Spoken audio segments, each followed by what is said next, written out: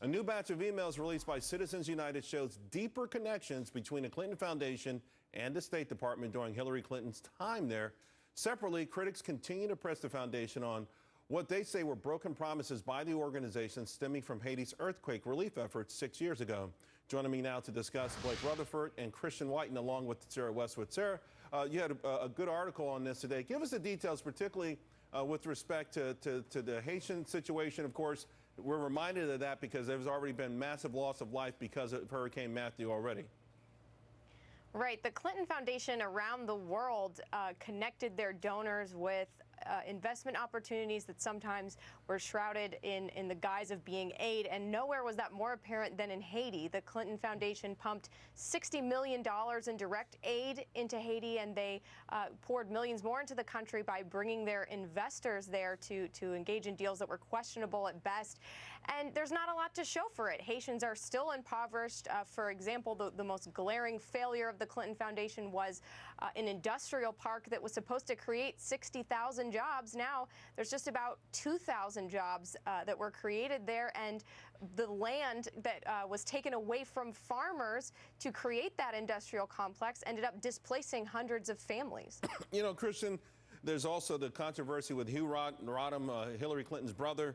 Somehow he asked for $22 million from the Clinton Foundation. He got a big swath of land. No one knew where that came from. When that went away, he was part of a mining consortium on the board of directors. Remember, this guy, a former private detective and prison guard. So people still, particularly in Haiti, wonder what happened and that they were used, that their plight and their suffering was used for political and economic advantage. Right, and we're talking here about Hillary Clinton's brother, who met the CEO of a mining company at the Clinton Global Initiative, which is their sort of pay-to-play version of Davos in New York City. And as a result of that, he ended up as president of this company in Haiti. So it just fits this narrative of Hillary using the 7th floor of the State Department as a concierge service for goodies for people who are involved with the Clinton Global Initiative and the Clinton Foundation.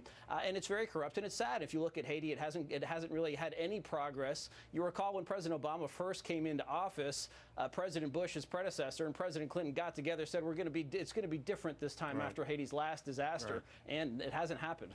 You know, Blake, of course, the Clinton Foundation came up briefly in the VP debate, and Tim Kaine rattled off a lot of their accomplishments. It went really quickly, and I couldn't make them out, but I think this is one of these issues that's going to continue to dog her all the way into November 8th.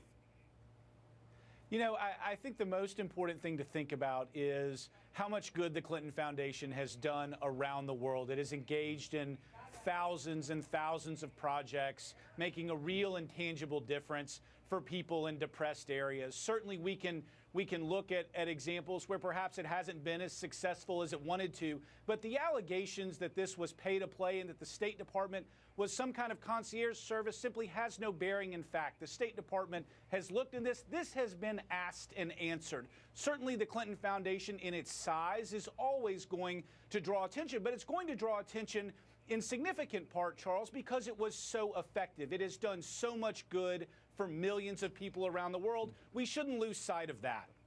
Blake, I tell you what, the coincidences and some of these other things that have happened that coincided with each other, it's not going to go away, and Hillary's probably going to have to state the case perhaps even more forceful than you just did. Thanks a lot, guys. Really appreciate it. Well, in the immortal worlds of Allen Iverson, practice. We're talking about practice.